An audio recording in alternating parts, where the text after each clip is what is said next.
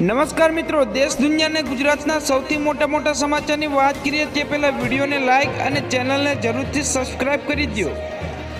તો દોસ્તો, સૌપ્રથમ સમાચારની વાત કરીએ તો છેલ્લા 3 દિવસથી અનેક જગ્યાએ ગુજરાતમાં આગામી 25 તારીખ બાદ વાવાઝોડાની અસર થશે તેમ અનેક સમાચાર માધ્યમ જણાવી રહ્યું છે। તો આનું કારણ પણ આપવામાં આવ્યું છે। તો બંગાળની ખાડીમાં એક સાયક્લોન સક્રિય થયું છે। તો આવતીકાલે એટલે કે 23 મેથી લો પ્રેશરમાં ફેરવાશે, ત્યારબાદ 24 મેમાં ડિપ્રેશનમાં ફરવાશે। તો આ અંગે જણાવ્યું છે કે બંગાળની ખાડીમાં જે સાયક્લોન સક્રિય થયું છે તે હાલ કોઈ નામ આપવામાં આવ્યું નથી। તો દોસ્તો, ફટાફટ બીજા સમાચારની વાત કરીએ તો ઉત્તર ભારત સહિત દેશના કેટલાક ભાગોમાં કાળઝાળ ગરમીએ હાહાકાર મચાયો છે। તો દક્ષિણ ભારતના રાજ્યોમાં કેરળ, તમિલનાડુ ચોમાસામાં આગમન પહેલાં જ વરસાદની ત્રસ્ત છે। તો કેરળમાં 31 મેના રોજ ચોમાસું શરૂ થવાની આગાહી કરાઈ છે, પરંતુ તે પહેલાં દક્ષિણ ભારતમાં આ રાજ્યમાં ધોધમાર વરસાદ લોકોની મુશ્કેલી વધારી દીધી છે। ત્યારે કયાક વિસ્તારમાં કેવો વરસાદ પડ્યો છે તે પણ જોવા મળ્યું છે। તો દોસ્તો, ફટાફટ બીજા સમાચારની વાત કરીએ તો ગૌણ સેવા પસંદગી મંડળ દ્વારા લેવામાં આવેલી જુનિયર ક્લાર્ક, સિનિયર ક્લાસની પ્રાથમિક પરીક્ષા પૂર્ણ થઈ ગઈ છે। તો વિવિધ 21 કેડરની ભરતી માટે પ્રાથમિક પરીક્ષા પૂર્ણ થઈ ગઈ છે। તો દોસ્તો, ફટાફટ બીજા સમાચારની વાત કરીએ તો મધ્ય ગુજરાત વીજ કંપની જૂના ઇલેક્ટ્રિક મીટર કાઢીને નવા પ્રી મીટર લગાડવાની શરૂ કરેલ કાર્યવાહીનો ચોમેર વિરોધ થઈ રહ્યો છે। તો આ યોજનાનો અમલ સાથે કાયદેકીય રીતે વિરોધ નોંધવામાં રહેલા બાજવા એક નાગરિક MGVCLના મેનેજિંગ ડાયરેક્ટર, કેન્દ્રની મિનિસ્ટ્રી ઓફ પાવરના સેક્રેટરી વગેરે સામે Gujarat high court part in person તરીકે યાદિકા દાખલ કરી છે। તો દોસ્તો, ફટાફટ બીજા સમાચારની વાત કરીએ તો ગુજરાતમાં હાલ ભયંકર ગરમી પડી રહી છે, સાથે રાજ્યના અનેક જિલ્લામાં તાપમાનનો પારો 44 ડિગ્રીને પાર કરી ગયો છે। તો લોકો આ ઓગતી ગરમીથી કંટાળી ગયા છે। ત્યારે હવામાન નિષ્ણાત પરેશ ગોસ્વામીએ ગુજરાતમાં ચોમાસાની વિવિધ એન્ટ્રીની પ્રી મોન્સૂન એક્ટિવિટી અંગે અનુમાન આપ્યું છે। તો બંગાળની ખાડીમાં બની રહેલા વાવાઝોડાની ગુજરાતમાં ડરવાની જરૂર નથી તેમ પણ જણાવવામાં આવ્યું છે। તો દોસ્તો, ફટાફટ બીજા સમાચારની વાત કરીએ તો ગુજરાતમાં લોકસભાની ચૂંટણીનું મતદાન થઈ ચૂક્યું છે અને દેશભરમાં 5 તબક્કાનું મતદાન પૂરું થઈ ચૂક્યું છે। તો લોકસભાની ચૂંટણી હવે સમાપ્તને આરે છે। તો 4 મેના રોજ EVM ખુલશે, તો મતગણતરી થશે ને આટલી લાંબી ચાલેલી લોકસભાની ચૂંટણીનું પરિણામ આવશે। પરંતુ ગુજરાતમાં ભાજપમાં લોકસભાની ચૂંટણીનું પરિણામ કરતાં લોકસભાની યોજેલી વિધાનસભાની 5 બેઠકોની પેટા ચૂંટણીના પરિણામ પર વધુ રસ છે। તો દોસ્તો, ફટાફટ બીજા સમાચારની વાત કરીએ તો ટ્રાફિકના નિયમ પ્રમાણે રોંગ સાઈડમાં વાહનો ચલાવવામાં ગંભીર બેદરકારી છે। તો રોંગ સાઈડમાં વાહનો ચલાવીને આકસ્મિક ભય રહેલ છે, પણ ગુજરાત એસટીના એક ડ્રાઈવરે ગંભીર બેદરકારી સામે આવી છે। તો ખંભાત રોડ પર પ્રાંતિક નજીક એક એસટી બસના ડ્રાઈવરે 9 કિલોમીટર સુધી રોંગ સાઈડમાં બસ હંકારી હતી। તો દોસ્તો, ફટાફટ બીજા સમાચારની વાત કરીએ તો રાજ્યમાં વક્તની 5554 જગ્યા માટે 3,40,000 ઉમેદવારોએ પરીક્ષા આપી હતી। તો અલગ અલગ 21 કેડરની 5554 જગ્યા માટે ગૌણ સેવા પસંદગી મંડળ દ્વારા પરીક્ષા લેવાઈ હતી। તો આ પરીક્ષાનું પ્રાથમિક પરિણામ 30 જૂનની આસપાસ જાહેર થશે।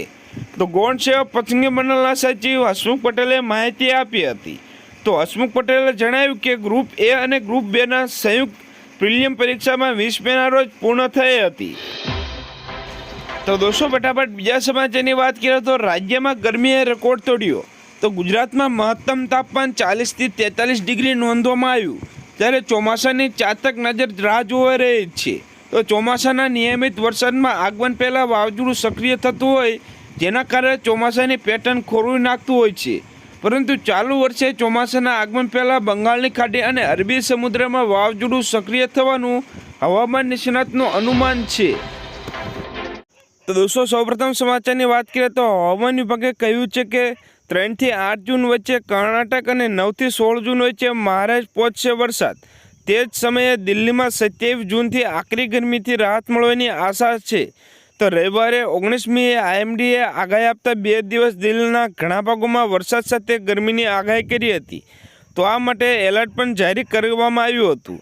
તેમજ જણાવી દઈએ કે દિલ્હીમાં શનિવારે સૌથી ગરમ દિવસ પણ રહ્યો હતો। તો દોસ્તો, ફટાફટ બીજા સમાચારની વાત કરીએ તો રાજ્યમાં છેલ્લા કેટલાક સમયથી કાળઝાળ ગરમીથી લોકોને શેકાઈ રહ્યા છે। તો વરસાદની રાહ જોઈ રહ્યા છે। ત્યારે હવે કાળઝાળ ગરમી વચ્ચે ઠંડક આપતા સમાચાર સામે આવ્યા છે।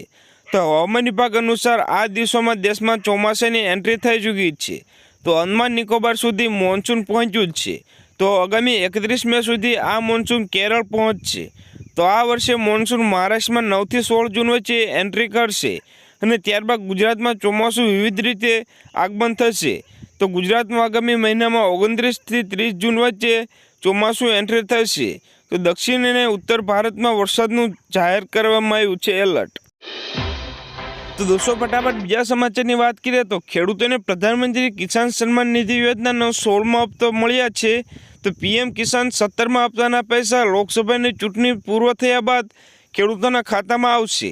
તો વડાપ્રધાન નરેન્દ્ર મોદીએ 28 ફેબ્રુઆરી 2024ના રોજ ખેડૂતોના ખાતામાં પીએમ કિસાન સન્માન નિધિના 16મા હપ્તાના 2000 રૂપિયા જમા કરાવ્યા હતા। તો દેશના ખેડૂતોના ખાતામાં 16મા હપ્તા તરીકે કુલ 21,000 કરોડ રૂપિયા ટ્રાન્સફર કરવામાં આવ્યા હતા। તો ટૂંક સમયમાં 17મા હપ્તાનો પણ જાહેરાત કરવામાં આવશે। તો દોસ્તો ફટાફટ બીજા સમાચારની વાત કરીએ તો ગુજરાતના ખેડૂતોને કોઈ રીતે રાહત મળે તેમ લાગતું નથી। તો ગુજરાતમાં હવે એક મોટું વાવાઝોડું ત્રાટકવાની આગાહી કરવામાં આવી છે। તો ભારત સરકારના હવામાન વિભાગે ચેતવણી જારી કરેલ છે। તો બંગાળની ખાડીમાં ભયાનક વાવાઝોડું સર્જાઈ રહ્યું છે। તો આ વાવાઝોડાને લીધે ઓડિશા, મહારાષ્ટ્ર તેમજ ગુજરાતમાં પ્રભાવિત થશે। તો વાવાઝોડાની અસર 26 મેથી 4 જૂન દરમિયાન ગુજરાતમાં જોવા મળશે। તો દોસ્તો ફટાફટ બીજા સમાચારની વાત કરીએ તો સોના ચાંદીના ભાવ વૈશ્વિક અને સ્થાનિક બજારે આસમાને પહોંચ્યા। તો સ્થાનિક ઝવેરી બજારમાં 10 ગ્રામ સોનાની કિંમત ઐતિહાસિક પહેલીવાર 77,000 રૂપિયા સ્પર્શી છે। તો 1 કિલો ચાંદીની કિંમત 91,000 રૂપિયાની સપાટી કુદાવી ઐતિહાસિક ટોચે પહોંચ્યું છે। છેલ્લા 2 દિવસમાં બંનેની કિંમત ધાતુના ભાવમાં જોરદાર ઉછાળો જોવા મળ્યો છે। તો દોસ્તો ફટાફટ બીજા સમાચારની વાત કરીએ તો ગુજરાત રાજ્યના કૃષિ પ્રધાન રાઘવજી પટેલે રવિવારના રોજ સુરતની મુલાકાત લીધી હતી।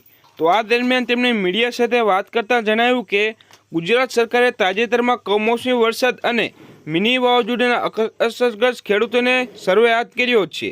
તો ઉલ્લેખનીય છે કે સર્વેના રિપોર્ટ સોમવારના રોજ કૃષિ વિભાગના સુપરત કરવામાં આવશે અને રિપોર્ટના આધારે ગુજરાત સરકાર ખેડૂતોને વળતર આપશે। તો દોસ્તો ફટાફટ ગોંડલ માર્કેટયાર્ડના ભાવ વિશે વાત કરીએ તો કપાસના ભાવ 1,101 રૂપિયાથી લઈને 1,476 રૂપિયા સુધી બોલાયા હતા। જ્યારે ઘઉં લોકોના બજાર ભાવ 450 રૂપિયાથી લઈને 596 રૂપિયા સુધી બોલાયા હતા। જ્યારે ઘઉં ટુકડીના ભાવ 450 રૂપિયાથી લઈને 650 રૂપિયા સુધી બોલાયા હતા। દોસ્તો ફટાફટ બીજા સમાચારની વાત કરીએ તો રાજ્યમાં ગરમીએ રેકોર્ડ તોડ્યા છે। તો ગુજરાતમાં મહત્તમ તાપમાન 40 થી 43 ડિગ્રી નોંધવામાં આવ્યું હતું। ત્યારે ચોમાસામાં વરસાદની ચાતક નજરે રાહ જોઈ રહી છે। જોકે ચોમાસું નિયમિત વરસાદના આગમન પહેલાં વાવાઝોડું સક્રિય થતું હોય છે, જેના કારણે ચોમાસાની પેટર્ન ખોરવી નાખતું હોય છે। પરંતુ ચાલુ વર્ષે ચોમાસાના આગમન પહેલાં બંગાળની ખાડી અને અરબી સમુદ્રમાં વાવાઝોડું સક્રિય થવાનું હવામાન નિષ્ણાતનું અનુમાન છે। દોસ્તો ફટાફટ બીજા સમાચારની વાત કરીએ તો ગુજરાત સરકારે ગ્રાન્ટેડ શાળામાં પ્રવેશ લેનાર ક્રમશઃ 5,000 રૂપિયા અને 7,000 રૂપિયાની શિષ્યવૃત્તિ મળશે। જેમાં સ્કોલરશિપ પરીક્ષામાં ધોરણ 8માં 2.67 લાખ વિદ્યાર્થીને 40 માર્ક્સ પણ આવ્યા નથી। તેમાં 4.46 લાખ જેટલા વિદ્યાર્થીઓને 96 કરતાં વધુ માર્ક્સ મેળવવાને માત્ર 280 વિદ્યાર્થી છે। જ્યારે 30,377 વિદ્યાર્થીને મેરિટમાં સમાવેશ છે। તો 25,000ને સ્કોલરશિપનો લાભ મળશે।